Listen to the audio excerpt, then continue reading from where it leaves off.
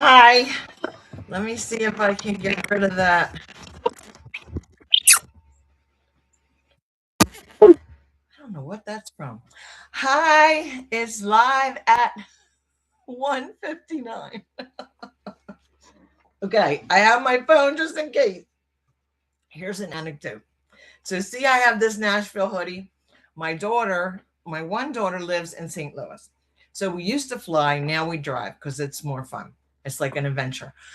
So we were in the Nashville airport, and I want to like really go to Tennessee. And so I bought a hoodie in the airport, and I had my husband take a few pictures. But people knew that I didn't go to Nashville because my other daughter and her family went to Nashville over Christmas. Okay, so we're still in Facing Bipolar. Fedderman, Thompson. Fedderman's a PhD and Thompson is an MD. Copyright 2010. So, having bipolar disorder versus being bipolar disorder. This is really important. You are much more than your bipolar disorder. You do not need to let it define you. You can attain success, happiness, fulfillment, and achievement in life despite having bipolar disorder. I've been saying this in my own little ways, but Fetterman and Thompson are saying this rather clearly.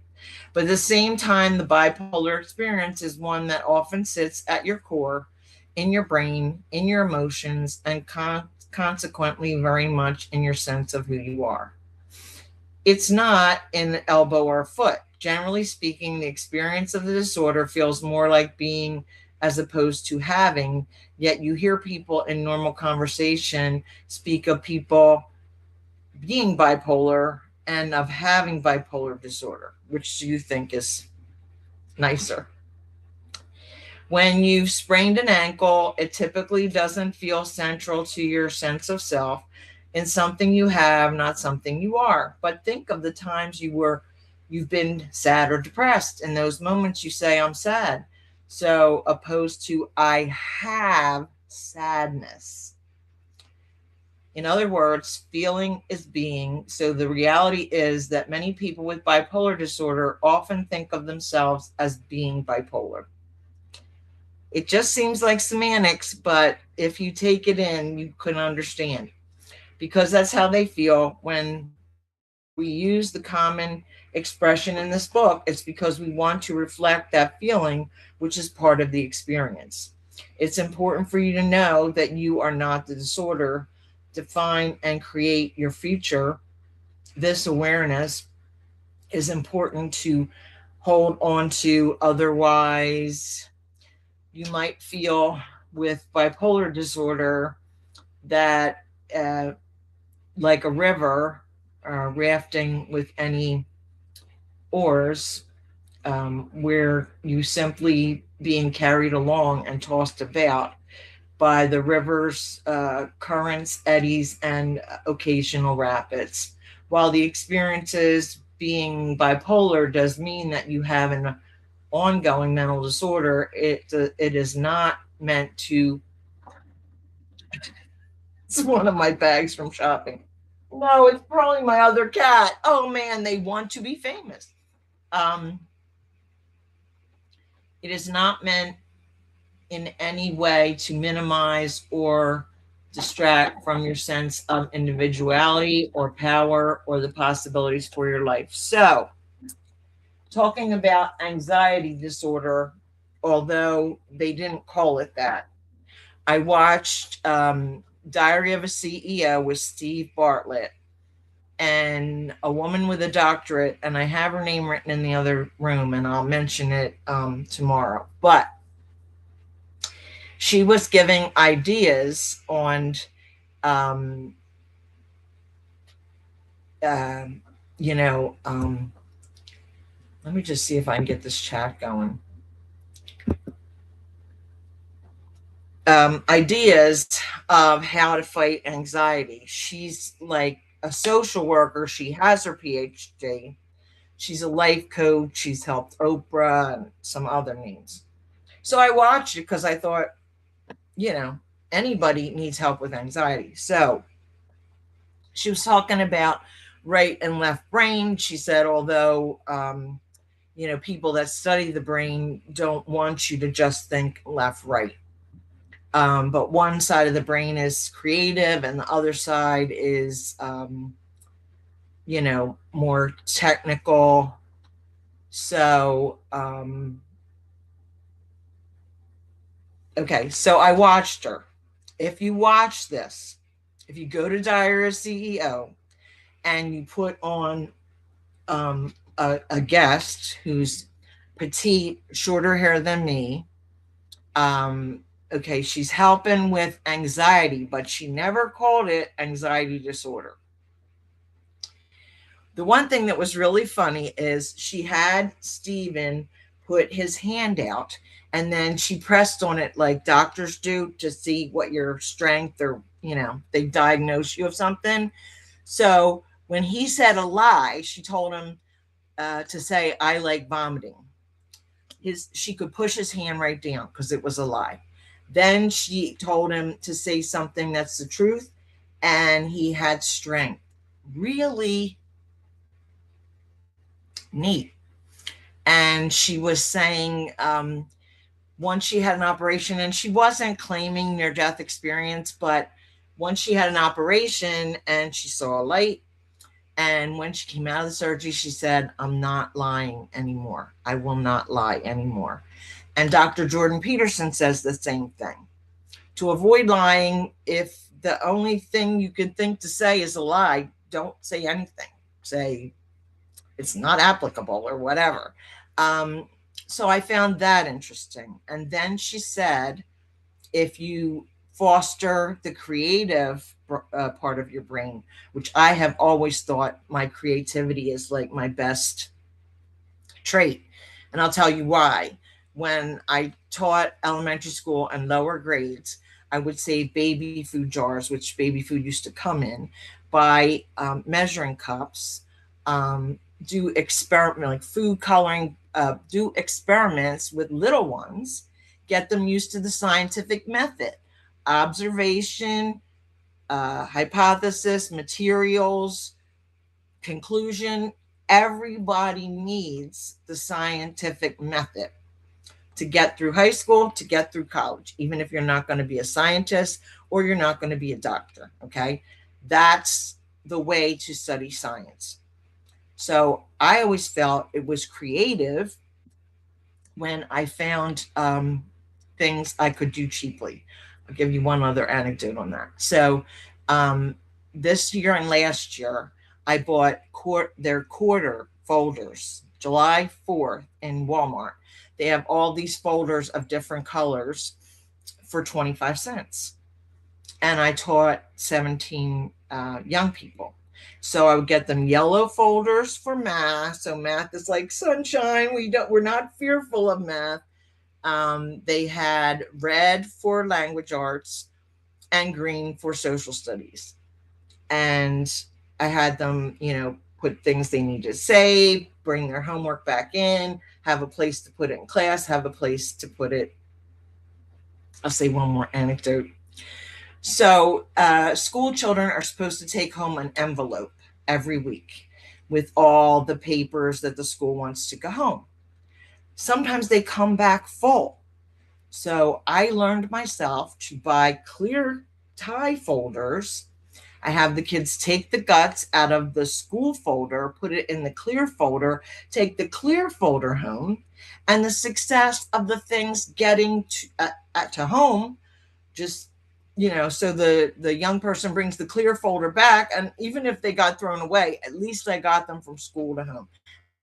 If the parents are on top of things, they get out of the clear folder. So creativity, I'm going a little off project, but she says that utilizing your creativity can help you with anxiety.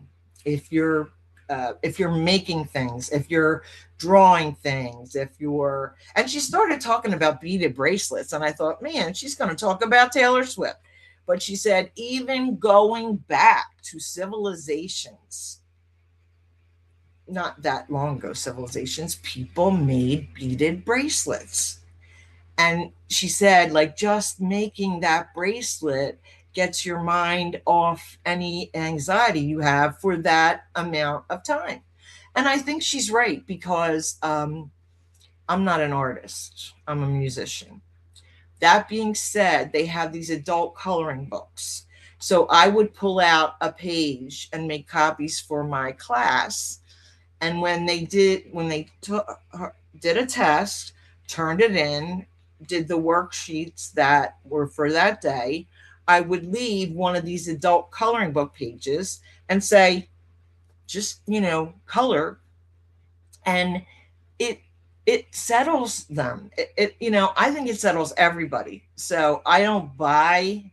I might have purchased one and then pulled out the pages. So artistry, making things, decoupage, crocheting, knitting, all those things where you're actually making things helps your anxiety.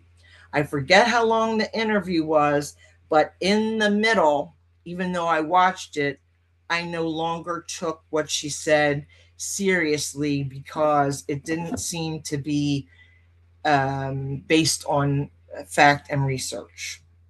She's a life coach. She's not helping people get their doctorate. She's trying to relieve their anxiety. And if it's an anxiety disorder, you really need a counselor or a psychiatrist. Um, you need whatever you need. Like we said yesterday, everybody with bipolar, whether they're manic or depressed, like 100 people would have their own episodes. Things would go on in their own episodes. Okay, back to our book. I've already done 12 minutes. All right, so chapter 2 is getting help. So you've had some symptoms of depression or maybe even hypomania. Even though hypomania felt good, you still sense that you're not quite okay. Perhaps other people have said as much to you. You wonder about seeing a mental health professional, but what do you do? Where do you go? How do you find the right person? What do you say? What will they ask you? What about medication?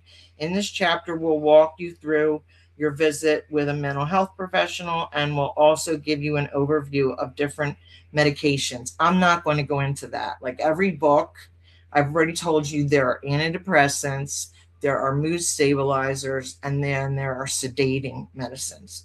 You may not need them all. Some people might need them all, or some people might need one, blah, blah, blah. And that's for a psychiatrist and a psychopharmacologist, which some psychiatrists focus on the medicines. I've found one psychiatrist, Young, online, and I've watched his videos, and he talks about when people go off medications that they've been on for a long time. And he speaks about Jordan Peterson because he had a problem getting off sedative medicines, and then he got better and he was doing a lot of good around the world. And then his father died cleaning out the house of his father. He got sepsis or something like that.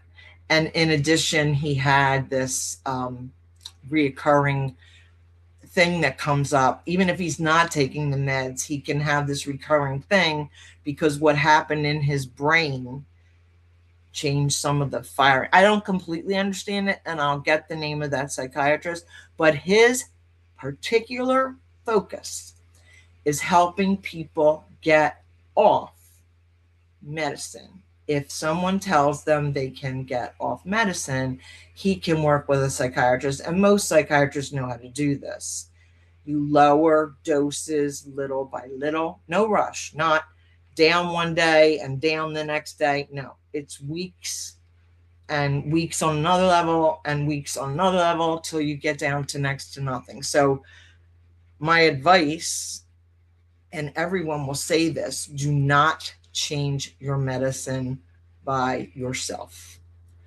I know a person that did that, and I don't understand why they did, because I think they know better. Someone in my circle. Okay, so anyway, hesitation is normal. As much as you are encouraged to get help, it's not uncommon to feel reluctant to actually do it. Your hesitation and uncertainty about seeking help for bipolar disorder are a normal reaction. Just the thought of getting help can feel frightening.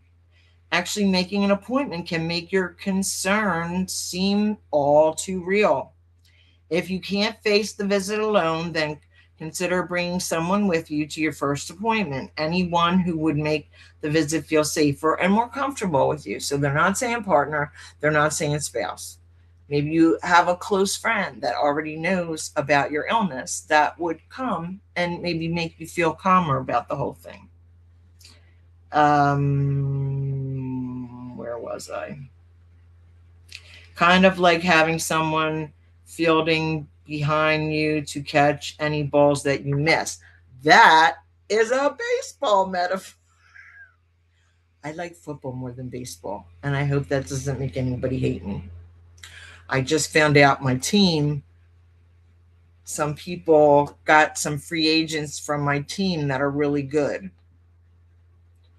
It upset me a little on my walk, but I've gotten over it. Okay. Where to turn for help. I think this paragraph is good, and then we'll call it a day. There are several kinds of practitioners. This is très important, very important in French, within the medical health field. Although they have different degrees, most have had the necessary training to recognize bipolar symptoms, help you become more secure in the diagnosis, and help you to find proper treatment. These disciplines include licensed professional counselors, capital L, capital P, capital C. They have a license. They also have had to work with a practice, kind of like apprenticing. So they're well qualified to get you started.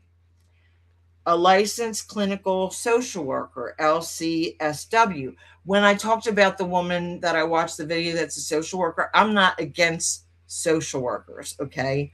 I just halfway in the video, I feel like she was doing her life coaching thing, and I'm not here to recommend life coaching or to be your life coach.